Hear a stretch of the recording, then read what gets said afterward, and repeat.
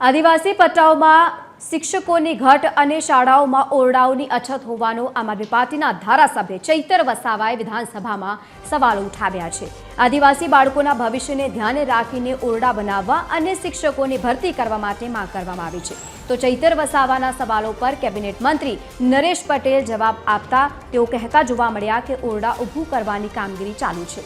આદિવાસી વિસ્તારોમાં શિક્ષકની ઘટને દૂર કરવામાં આવશે। આગામી સમયમાં શિક્ષકોની કાયમી ભરતી કરાશે। આ વરવી વાસ્તવિકતા છે।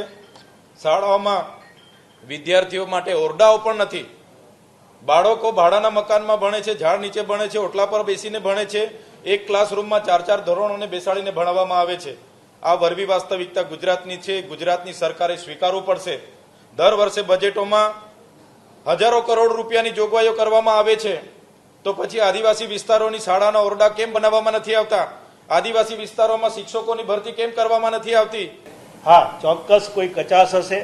ત્યાં અમે પણ એટલી જ ચિંતા કરી રહ્યા છે। આદિવાસી પટ્ટાની અંદર ભૂતકાળમાં જે રીતેની શિક્ષણની વ્યવસ્થા હતી એના કરતાં આજે ખૂબ સારી વ્યવસ્થા છે।